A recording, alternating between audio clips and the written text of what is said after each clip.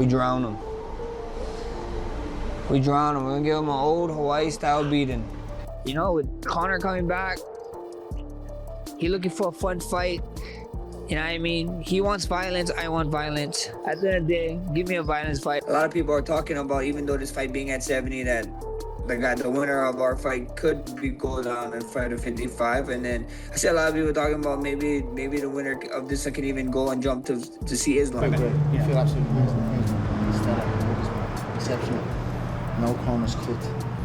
You know, no flash or... We've been quiet this camp. Yeah. We've been at work.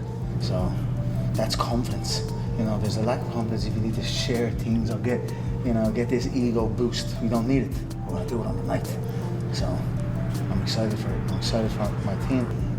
Do you see Max as having anything for you here? Do you feel like you'll have to go too far, or do you think you can make this as clinical as you did the first time round, although perhaps in a different way? I won't overestimate any opponent. I'll be ready for any outcome. If there's a war of attrition in it.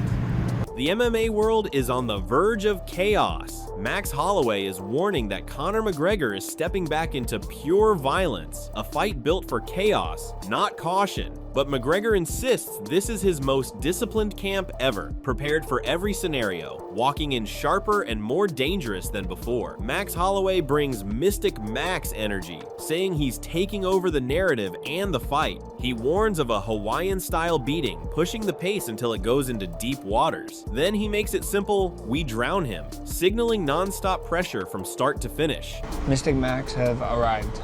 He's taking it is what it is, so I'm taking Mystic Max. What does Mystic Max predict for this week?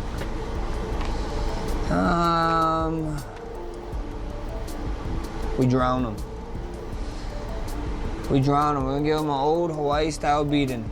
As new sparring footage of Max Holloway with MMA star Jack Della Maddalena shows pure high-level chaos inside the gym. Both men are trading sharp shots and pressure, turning training rounds into a real fight atmosphere. It's not just sparring, it feels like two killers testing timing, durability, and who breaks first.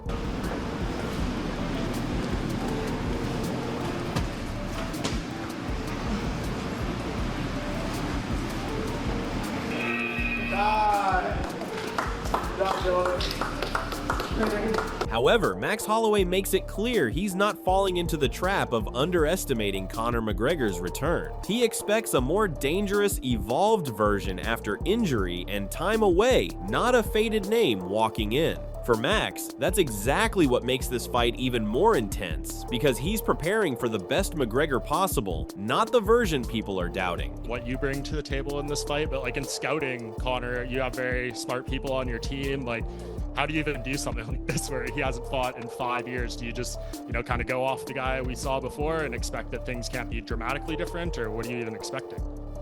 I mean, you gotta kind of think that he grew as a fighter too. You kind of look at his old stuff, that what you can find, and you just kind of think, hey, some things is gonna stick around, and he might add some stuff. So he's coming back from a big injury, and there's a bunch of stuff to include, but I think we did what we had to do. We're just days away now, a week away, and I can't wait, man. I can't wait. Max Holloway shuts down any talk of hesitation as he makes it clear he's fully locked in on whatever comes next, refusing to overthink weight classes or long-term plans. He keeps it unpredictable, never say never, hinting that anything from 155 to even bigger challenges like Islam Makhachev could be on the horizon after this fight. But right now, his focus stays sharp on Conor McGregor, while he acknowledges how the UFC can flip the entire landscape in a single night, turning this rematch into a potential gateway to even bigger wars.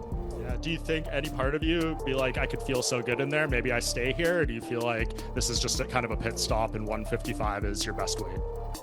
We see what happens, Never say never, I'm not a guy that wants to jump to conclusions. We're gonna go out there, do what we do, and we figure out after that, if it's I have history with the champion at 155.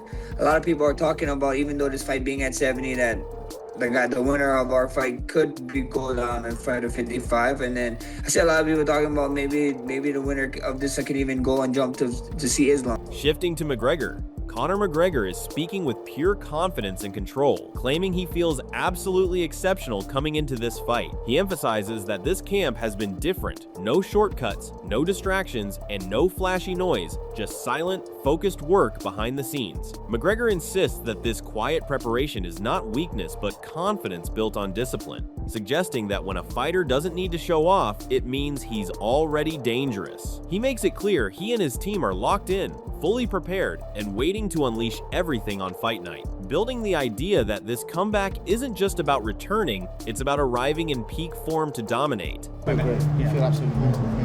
Stellar. Exceptional. No corners cut. You know, no flash or. We've been quiet this camp. We've been at work. So that's confidence. You know, there's a lack of confidence if you need to share things or get this ego boost. We don't need it. We're gonna do it on the night. So I'm excited for it. I'm excited for my team. Furthermore, Conor McGregor delivers a cold, calculated warning about how he's approaching this fight, making it clear he refuses to overestimate anyone standing across from him. He states that he will be fully prepared for every possible scenario, whether it turns into a technical chess match or a brutal war of attrition. There's no arrogance in uncertainty, only confidence in readiness, as he positions himself as a fighter who adapts and survives anything the Octagon throws at him. McGregor's message is simple but intense. No matter how the fight unfolds, he's prepared to meet fire with fire and impose his will when it matters most. Do you see Max as having anything for you here? Do you feel like you'll have to go through fire, or do you think you can make this as clinical as you did the first time round, although perhaps in a different way? I won't overestimate any opponent. I'll be ready for any outcome. If it is a war of attrition for me. In addition to that, Dean Thomas says this isn't just another Conor McGregor comeback, it's the biggest unanswered question in MMA. After 5 years away from the Octagon, nobody truly knows what version of McGregor is about to walk through that cage. Is he still the ruthless finisher who terrified divisions, or has time finally caught up with him? That's exactly why this rematch with Max Holloway is so explosive, because every second could reveal whether the Notorious is still one of the sport's most dangerous men. In terms of this matchup, though, talk to me about this matchup before we get into the weeds of it and all that stuff. Just your general level of excitement for Conor facing Max in his return. Well, I'm really excited about it because I have so many questions that need to be answered. And all those questions come down to, and we'll never know because we don't get to see Conor training. No one that I know trains with him. So we'll never get to know this. All we can go off of is what he has done before in the past. And that's still a small sample size at 170, because I think that is an important factor in this fight. It's at 170. Now, we like to think that it favors Conor because Max has fought his entire career at 40, most of his career at 45. But I'm not sure that that actually does favor Conor in a fight like this. So I need to know how he looks at 170. I need to know how motivated he is to actually fight, how he's going to fight if he gets in deep waters. Like, there's deep waters, but there are a lot of questions that I need answered, and that excites me. That really does excite me. However, Lorisenko and Dean Thomas believe Conor McGregor will march into this fight with absolute faith in his rebuilt titanium leg, refusing to let his horrific injury control his mindset. But he also warns that deep inside every fighter, doubt never completely disappears after a devastating setback. If Max Holloway can force McGregor into uncomfortable exchanges and crack that confidence, everything could unravel in an instant. According to Dean, this fight may be won not just with punches, but by breaking the other man's belief. This is one thing that I will accept with Conor, is that he's mentally strong enough to be in the moment, to believe in his skill set. Mm-hmm. So when you talk about like this truth of Conor, he might really believe it at the time. Like he might throw out firing leg kicks and really believe that nothing's going to happen. Like, I think he's that mentally strong and proves himself, like in his head, that he's that mentally strong to go out and do it. So I'm not sure that the leg kicks are really going to bother him like that. I feel like Conor's the type of guy who is who knows he has to master that part of his mind. And I almost feel like that's part of the reason why he constantly refers to my titanium leg, you know? Yes, that's my point. Like, he's going to believe that his leg is titanium. Yes. And, I mean, medically, they do say that once you have a rod put in like that, like, it really can't break again. Something else could break, but, like, that's not going to break. So, yeah, if he's... I just think it's interesting that he refers to that, because that tells me that he's, like, almost believes that it's stronger than ever. You know, he's going to kick with no fear. Furthermore, Dean Thomas and Lorosenko believe a Conor McGregor victory would immediately ignite one of the biggest blockbuster fights the UFC could make a lightweight title clash with Justin Gaethje. He argues that if McGregor truly has recommitted himself to the sport, there would be no reason to avoid dropping back to 155 pounds for championship gold. Lorosenko agrees, calling it the natural next step if Conor defeats Max Holloway. In their eyes, beating Max wouldn't just mark a comeback, it would launch McGregor straight back into the title picture. If Conor wins this fight, do you think he will go after a 170-pound BMF belt? No, I think if he wins this fight, they're going to put his feet to the fire to go down the 155 and fight Justin Gaethje. However, Dean Thomas believes moving up to 170 pounds could quietly unlock a stronger version of Max Holloway. Without the brutal weight cut, Max can stay healthier, more explosive, and plant his feet with greater authority, giving his punches extra sting. Lorosenko agrees that the added hydration and stability could make Holloway even more dangerous than fans expect. If that's the version that shows up, Conor McGregor could be facing a far more powerful Blessed than ever before. How much do you think the weight class change will affect Holloway's punching power? I think it makes it a little better.